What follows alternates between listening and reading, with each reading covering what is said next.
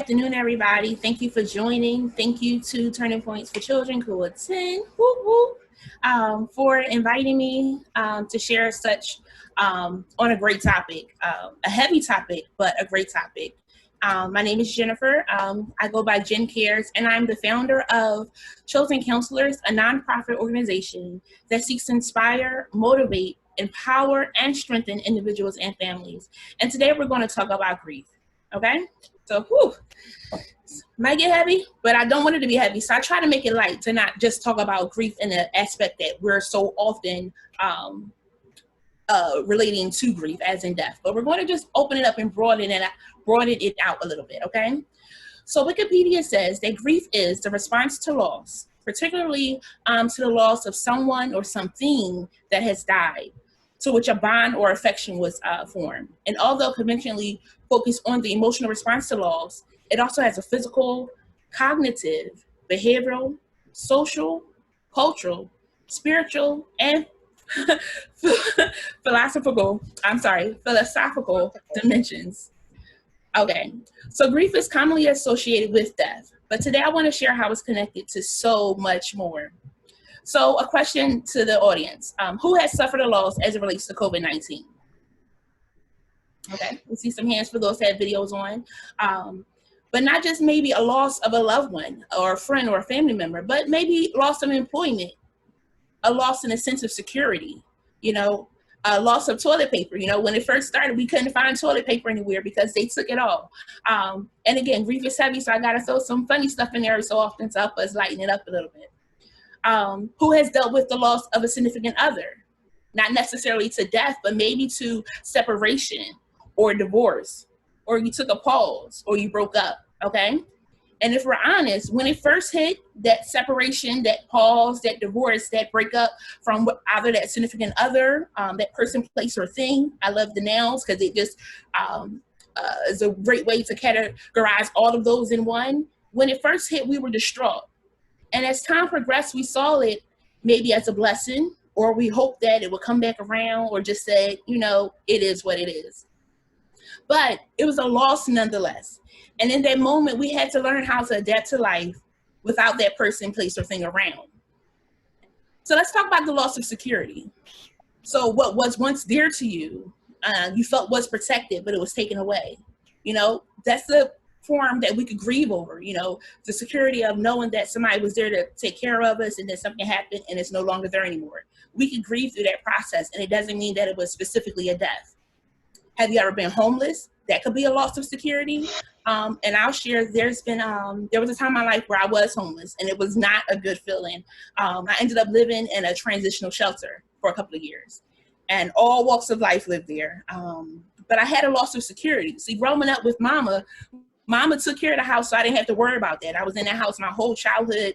I had that sense of security. But as life changes, and as we go through different levels of life, things change, and we can grieve in those processes, okay? So I had to find a new sense of security as I had a new norm, because what was had now changed. Another way to look at it, have you ever been fired? Have you ever gone without a job? Sugar daddies and sugar mommies are nice, but what happens when the well runs dry? That too is a loss. So I want to open up. Can you share a time that you have endured loss that was grief, death related or not death related? Anybody?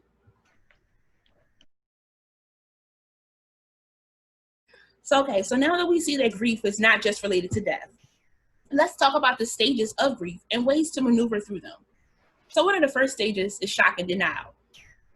So in thinking about the relationships or jobs or housing and social security and those things, it's like, wait, he broke up with me? She left me? Oh, he or she was seeing somebody else, They know they love me, they'll be back. Or they fired me? I was the best worker, how dare they, The landlord evicted me? Where I'm gonna go? What's gonna be my new home? The house burned down. Oh my gosh, different things happen. They took my children, and I was doing everything I knew how to support and provide for them. What am I going to do? These are new norms that we now have to manage, and we go through a little bit of shock. We go through a little bit of denial because we didn't think it would happen to us. you know? And if we're honest, that is an appointment that we can't keep. We can't keep tabs on it. However, some of life's other experiences can result in something that we may have did, or maybe it was just time for it to happen. Maybe he wasn't no good, or she wasn't no good for you. Or maybe they were holding you back that job, you know, so that opportunity of being fired opened up another door that was so awesome for you, you know, or that job no longer challenged you. And when you first thought to leave, you didn't leave. And now something else happened to cause you to leave. And it's causing you now to figure out what that new norm would be. Figure out what it is that you really want to do, you know, because sometimes we want to also change lanes. It doesn't mean that it was a bad thing. It sucks. It stinks because money is now changing. Can I get unemployment? I don't know. But also what now is available to me? You know, what other boats can I get on to stay afloat? Life happened and I missed a bill or two. That's some shocking denial that could go on. You know, life happens. 1 minute you get one thing together, something else drops, you know, so trying to get through that. Sometimes that could cause you to go through a shocking denial, like, I'm doing everything I'm supposed to be doing. Like, what's happening? Why is this happening to me? Why me? And shocking denial is real. You know, it can sting, especially when you weren't expecting it or you thought that it would just work out if I only had time. Okay. Another one is pain and guilt. Heartbroken. You know, if it was like a relationship and things that sort of like, you know, you will go out to eat, but now you go out to eat, it was like, wait a minute, I gotta pay for me now. Not to say you weren't paying them, but now it's like solely on you. It's nobody else that's like, look, let me take care of that for you, you know? Or, you know, you had a plan in the house where you would cook and they would do the dishes, or they would cook, you would do the dishes. You know, that changes now. Like, how am I going to adjust to this? Doing dishes. I don't like doing dishes. You have to learn that over again. I personally like doing dishes. That's me. But again, you know, what that setup was has now changed and shifted. So now we have to find again that new norm, because that loss caused responsibilities to shift. Now you're in charge of things that you weren't in charge of before. For instance, when I said I was homeless, I now had to find that new security for myself, to find level ground to be good. Then here comes the guilt. Maybe I should have just, maybe I could have just, maybe I would have just, maybe they would have just. And we got to be careful with those because they only go but so far, you know? And when we get to a roadblock or start reflecting on what didn't, should have, or could have happened, we got to also know that there could have been some underlying issues, meaning that something was already going on before that thing or whatever it is happened. Maybe they fired you because they were doing some job cuts. So it wasn't necessarily intentionally happening, but it was, you know, just a domino effect and how it affected you. That person broke up with you because they just wasn't the right person for you no more. You know, they woke up and said, you know, this is not what I want for my life anymore. We are ever growing, ever changing people. And sadly, sometimes that can happen. And, figuring out that new balance, though, that new norm can be overwhelming. Funny thing, they could have been wrong, but because we missed the comfort, or we want the problem solved, we think that maybe we can work it out and stuff. And sometimes we want to be able to let those things that are going away go on and go. If it's meant to come back, it will, but we don't want to force anything. I don't want anybody on here to force anybody to be a part of your life that don't want to be a part of your life, one. But knowing too that if it does go away, you will bounce back again. You'll go through these stages where you're shocked, you're denial, you're depressed, you're upset, you're angry. We saw the video that went live not so long ago where the young lady set the guy's car on fire. Don't go that far. I don't want you to get arrested. But you feel those feelings because we're human, and you can feel those feelings. And guess what? It's okay. We're human. We just want to have parameters around, or barriers around how far we do go, some boundaries, you know? Okay. So got caught up in my notes, but what happens is after we go from that pain and guilt, you know, of woe is me, or maybe I should have did this, or maybe if I, you know, would have really gave more, it would have worked out. We then move into anger and bargaining. So, you know, that job wasn't that bad. I mean, maybe if I would have just kept giving 100, I'd still be there. You know, we bargaining. Or the landlord, well, I mean, he wasn't that bad. Maybe I could have like tried to work it out and had that conversation. Or I gave him or her the best years, months, weeks, days of my life, because sometimes it's not even that long. We're heartbroken over some situations that we possibly should not have gotten into in the first place. But I'll let that be. But then we also have this anger because we're upset, we're frustrated. It's not what we thought was going to happen. When my mom passed, I was a little upset. It's not what I thought was to happen. Like, it's too soon. I need more time. But I had to go through that process, obviously, because one, God allowed it to happen. So now I had to find, again, my new norm. So anger and bargaining. And then it goes into that depression. It creeps in. Everything reminds me of them. Everything reminds me. Everything reminds me. And now I am sad because if I can't have it, I'm upset. I'm angry a little bit again. And that's also saddening, you know, trying to link up with something new, but we're too caught up in the past. You know, so we want to also be able to have fresh eyes when moving into the new thing that we're trying to go into, which is still hard because you're still suffering that loss. So I lost that job and I'm trying to find another job, but I'm too caught up on the last job that I can't fully give my whole heart to this new job. So you want to also be able to find that balance of, yes, that happened, but how can I move forward? And that's hard when you're in that depressive state because, again, we're human. It stinks. It sucks. We didn't want it to happen, but it did. And such is life, unfortunately. Keep on living. You'll learn, like, yep, that happened and it was not fun. I'm depressed. I'm sad. It comes in waves, but you ride those waves and you seek out support as needed. And we'll talk about that as well. And then for some, after a while, you get tired of being sick and tired of being sick and tired, and you hit a place. And then there's this glimpse of positivity. And you begin reconstructing your thoughts, changing your thinking, working towards acceptance as you see a glimmer of hope. And the funny part is I got to this part, but that doesn't pretty quickly, but it doesn't mean that in real life you get there that quickly. Sometimes, you know, you can grieve over a situation for some years. You could grieve over a situation for some months. You could grieve over some situations for some days. Some things you could grieve over for minutes, because after you've been living life long enough to know that that was my best friend, but now they're not ride or die for me no more, it's okay. It's somebody else that's going to be a friend for me. Or I already knew they weren't really that, so I just now respond accordingly. But eventually, you can get to that place where you do see that glimmer of hope. Yes, it happened, but that is not the end of me. I've had a mate before. There are plenty of fish in the sea. You know, I thought they were the one, but honestly, maybe it was some things I was settling for. So also evaluating how things could have been better, how things could have been different, the lessons you've learned from that situation, and how you now want to change moving forward. I knew that it was it could have been that I knew it was time for me to go back to school, you know, venture out on my own. But that job gave me that sense of security, and I was like, no, I'm not going to do that. But it's not until you really step out on that water and try, you'll be amazed with how many more doors open. Like how many more doors open, and how, you know, you find your passion a little bit more too. Because like you could be doing a piece where you're serving and helping other people, but then it's another capacity that you want to be able to do that. Even doing this, you know, who would have thunk? Not me, you know, just trying to be able to share resources with the community to let them know, like, from my heart, look, I want you to be able to make it. I want you to be able to survive. And again, it was only me going through the experiences that I went through to know that I didn't want my sister or my brother, whether blood related or not, you know, to have to go through those same things. So how can I now encourage them to know that this is not the end of you, okay? So again, stepping out and trying something new. That could be a result of you seeing that hope. Yes, it was upsetting. Yes, it was shock. I went through denial. I was depressed. But now, you know how they do the light bulb comes on? There was a purpose to this. There was a meaning to this.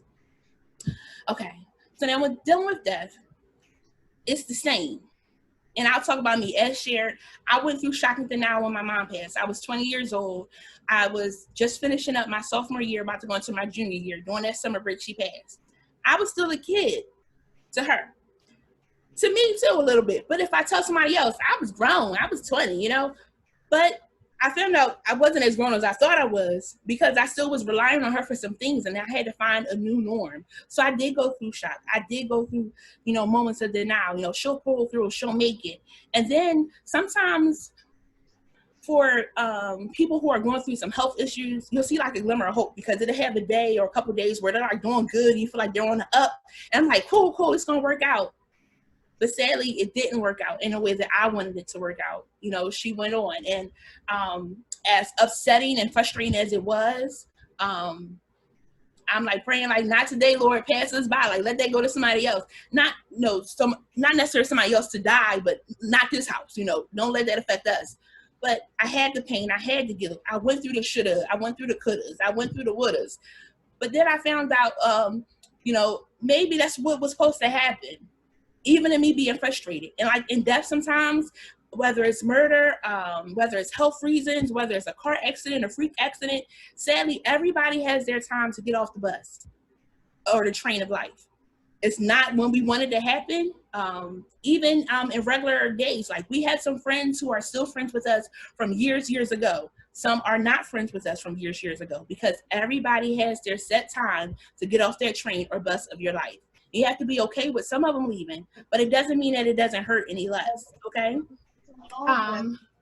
So the anger and bargaining, I definitely went through that, you know, not so much bargaining, but I'm sure I had some anger a little bit because, again, I see other people with their moms. I'm like, why can't I have my mom still? It was a process I had to go through. And I'm sharing that to, again, let you know, you're not the only one. If you had to suffer a loss, if you had to go through a death loss or a loss of security, a loss of a relationship, because that is, again, causing you to have to go through a whole roller coaster of trying to find your way again, finding your balance again. You know, you're on a ride and you feel like the bar is not on, you just will, and you just going. And you're trying to find out how to bring that bar back down, to bring you some security, how to, you know, bring yourself back together so that you can survive that ride. Okay? And I encourage you, you can do it. It's been 17 years for me, and I'm still pressing forward. Why? Because I got to keep going. So again, depression. Now that comes in waves. Depression, whether lost a relationship, because again, you're used to having that person around. Depression because you lost that job, because you're used to having that income coming in. But again, keep on trying. You got something that the world needs. So you try somewhere else, somebody else will hire you. But then there are days that I'm cool as a cucumber. But let a birthday come around, an anniversary come around, a major life event, a holiday come around, you can feel saddened. And again, that is normal. So what do? You reach out to your support system. You reach out to your friends. I have some amazing friends. They kind of like, I personally also set timers, calendar dates for specific anniversaries. If it's a appointment they have coming up, a medical appointment, I'm notating that down so when I can check in with them to see how it went, because you have feelings related to it. Because I'm going to had a previous supervisor going to his appointment for a potential surgery to be had. You got a lot of feelings with that, because you're hoping that when you go underneath that knife, one, you come back out alive, and you're coming back out better than when you went under. But does that always happen? If we're honest, no, it doesn't. But again, you want to be able to have that support system, because again, that's the new norm too. Finding out you have a new health ailment, you know? Wait, I was healthy. What's going on? I got to do this. But again, having that support. So again, reaching out to those that support you. And I was saying that I set up calendar dates. So if I know that somebody's mom passed on a date, I put that down and I check in on them, because you want to have support. I know that an anniversary is coming when y'all got married, or when it did work out and now it's not working out no more. I set a calendar date because we need to do something fun to keep your mind off of it, so that you can stay calm, cool, collected, and you can keep your sanity together. Because truth be told, you know, that anniversary come around on the wrong day, you might want to be that sis that was, you know, setting his car on fire, because anger, you know, memories come all back up again, and you want to be able to keep it cool. So again, reaching out to those in your support network to be a support to you, to help you through those trying times. And again, everybody grieves differently, but then there comes an upside. And if you are having challenges in any of these stages as it relates to the loss of a loved one, someone you didn't know but was affected by their death, because so many things have been happening in this year alone, and the year is not over. And if we're honest, it kind of even didn't even start at the beginning of the year. We thought this was about to be amazing, 2020, this is my year, and then March hit, it was like quarantine. What? And now it's August. We still kind of on quarantine, because a lot of us are still doing things virtual. We're learning a new norm. That could be a grievance to somebody as well. Like, I can't see people. This is amazing to see the faces, you know, that are on here, or to see people that are listening, because you're connecting with somebody. And we still need that, being a human. Some people say we don't need it, but, you know, it does warm our hearts, you know, just see them every now and then. It doesn't have to be every day, all day, but every now and again, you know. But again, if you're going through any of those feelings, the loss of relationship, and it doesn't have to be a romantic relationship. Again, it could be a disconnect from a family member. That could cause some griefs because y'all used to be thick as thieves, you know, but life happens where sometimes it comes apart. That causes separation. You know, your ride or die that no longer wants to ride. Okay. It happens sometimes, sadly. But take those times too to learn what you could do better, what they could have did better, so that that doesn't continue to go into another relationship. We want to break that cycle. So if you had the loss of sense of security, don't know if I'm coming or going, a loss of finances, when you can no longer make $1 out of 15 cents. Can somebody tell me the technique for that? Or more, then I encourage you to seek therapy. And let's talk about therapy. It's a benefit, you know, definitely advocate for it. I've done it for some years now, and it's rewarding to be able to help individuals and families process through things that are going on in their lives. And you don't have to go to therapy because something is wrong. It could be that, you know, you dealt with a death some years ago and you really are good. It could be that you dealt with a separation some years ago and you really are good, but you just want to talk about it, because sometimes you can see somebody that favors somebody, and then that stuff could come back to your mind. Okay. So you want to be able to process through. You're like, I was really upset. I felt like I gave my all. I was thinking of the movie Acrimony by Tyler Perry. And I know some people are fans of his, some people are not. I enjoy the stories that he's trying to teach us. And if we really pay attention to what he's trying to tell us in his movies, we can learn some things if we apply it. But in the movie Acrimony, the young lady married to the guy, and he was trying to get his startup going, and he was not succeeding as quickly as she would have hoped, or those that were in her ear would have hoped. And once he finally got through and he got this big contract deal, by that time she really didn't want to be bothered with him. I'm so sorry if you didn't see this movie, and I'm blowing it. I apologize. But what happened was he finally made it, but by this time she didn't want to be bothered with him no more. But then she started seeing, like, wait a minute, he's making it. I need to go back. But by that time it was too late. It was too late. So then she's feeling, I did all that work for him to get to where he was, and he done went to somebody else. So again, that's something that you might want to talk out, because again, you want to process that, because you want to get to the root of, you know, that anger that you have. Valid anger nonetheless, but you know, you want to be able to process that. And I say valid anger because just because you think that I shouldn't be mad doesn't mean I'm not mad. You can't tell me my feelings. If I'm mad, I'm mad. And then I'm gonna be more mad if you're trying to tell me I'm not mad. Don't negate anybody's feelings. If they're upset, let them be upset. Process through them, talk through them, you know, help them get through it. But again, don't negate anybody's feelings. That's the worst thing we can ever do. If they're upset, they're upset. Let them have that moment. Because when you're upset, you know, you stub your pinky toe. You're upset. I don't have to be upset because I didn't stub my pinky toe, but because I remember a time that I did stub my pinky toe, I now have empathy for you. I have sympathy for you. And we want to be kind. I love this saying from Cinderella, one of my favorite movies. Have courage and be kind. Please be kind. But also have courage in yourself that you can make it through. Okay. So again, therapy helps you uncover some roots and some causes of why we respond the way that we do. And I like to use the rice analogy. If we keep sweeping rice underneath the rug, it eventually becomes a blockage in our path. It's like a hill to go over. It may seep down and get to your shoes, because after a while it's going to come out from underneath that rug, and having rice in the shoe is not comfortable, you know, and then the rice just starts turning up everywhere, and then you get more frustrated because you're like, I thought I dealt with that, you know, let me try to brush it again, and you're becoming more and more frustrated. But therapy allows you to do something with that rice, whether it's make fried rice, rice pudding, chicken and rice noodles, garlic and butter rice pilaf, rice salad. I've never had that.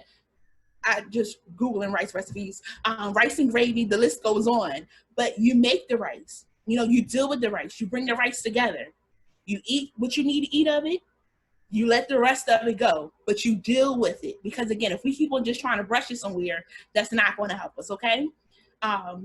And in that, you find a new version, you know, what you like. You know, you might like that rice salad. If you make it, let me know how it was. I've never had that. Yeah, I didn't know rice could be a salad. But hey, again, I can't yuck your yum. And again, you have to do what works best for you. So if rice salad was what worked for you to help you get through whatever that rice was, I ain't got nothing to say. I'm grateful for it, you know, because again, we want to be able to make it through. So seek therapists. Seek therapy. Find a therapist that works best for you. You won't always like them because they're going to hit some things. You know, you don't always like your trainer.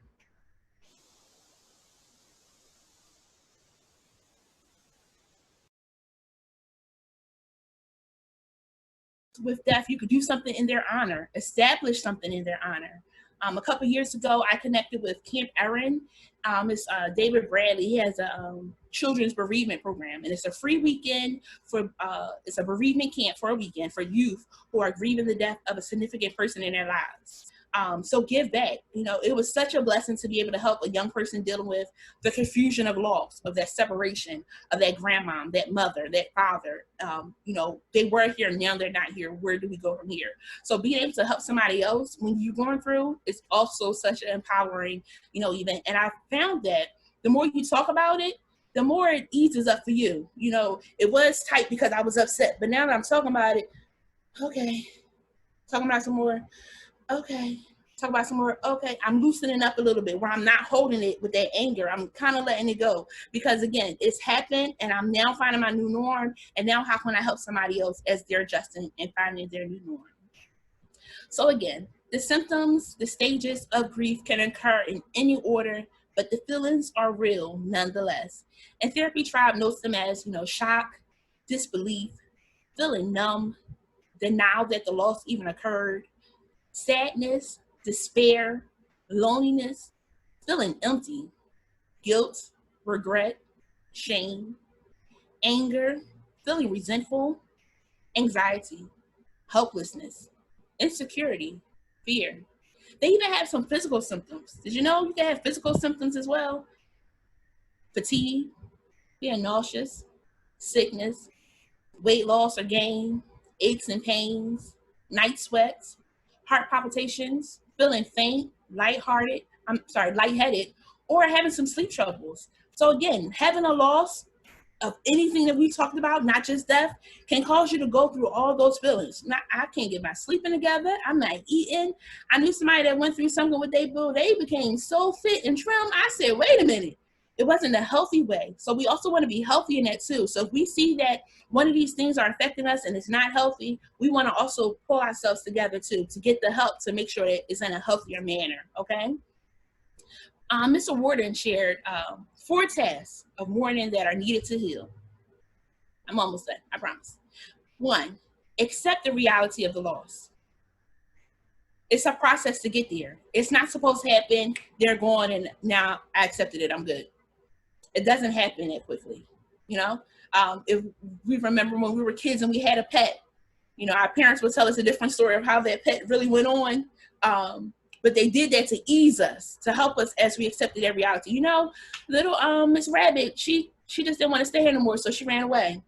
That was a little easier for us to accept that. But as we've gotten older, we have some pets, or we have some, I'll say the pets because if something happens to our pet now, it's going to take us a second to accept that reality because we've grown so accustomed to having that pet around, you know. And that's the same for people, places, and things. We've grown so accustomed. So to accept that reality, it takes a moment.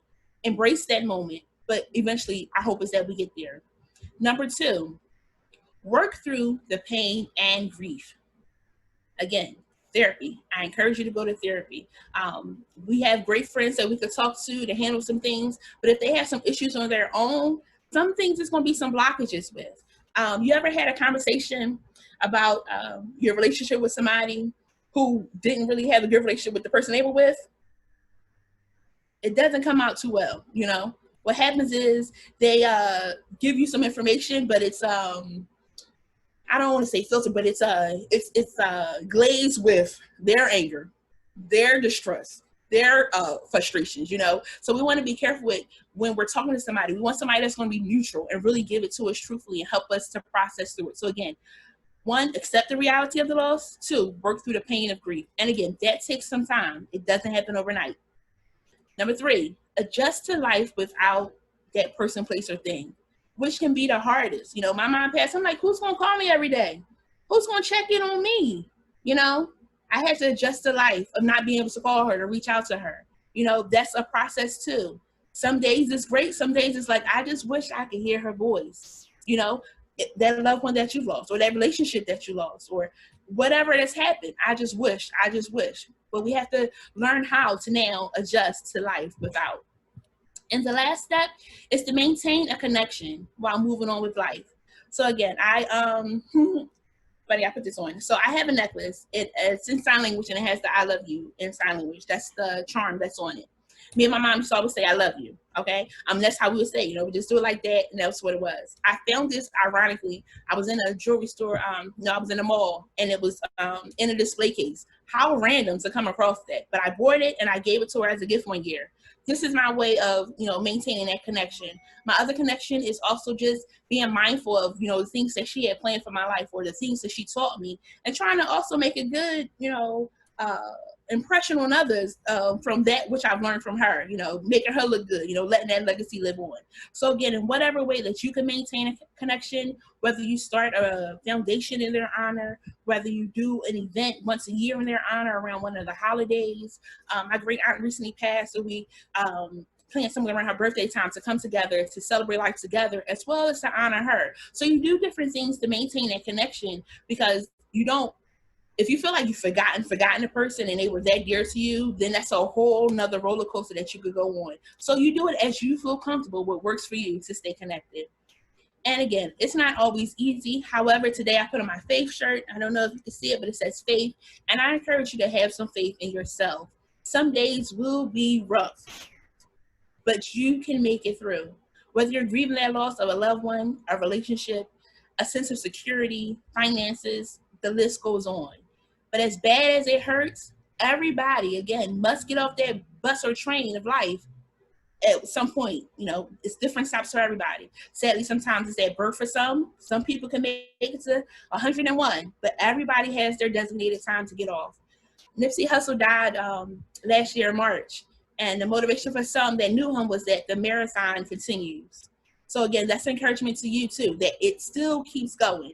Somebody drops out the race, but you got to still stay in the race, because if you drop by the wayside, then you done gave up everything. You don't want that to happen. You want to still keep on going. And the tortoise and the hare, the story, the hare gets there fast, but no matter what your pace is, you're still making it there. I was on a highway, and the sign said minimum speed limit is 45. That wasn't the main speed limit, but they said the slowest you could go on this road, because it is a main highway, is 45, and that's it. You keep on going, whatever your speed is. People may pass you, that's totally all right, but you keep on going. So again, you can make it through. It was a hit like none other, but the marathon continues. Live that legacy of the lost one. Learn the lesson from that life experience that shook you to your core, but keep going, because the marathon continues. So thank you. I hope that you were encouraged by something that I said. Thank you, Turning Points for Children. I love you all. Always my family. Any questions?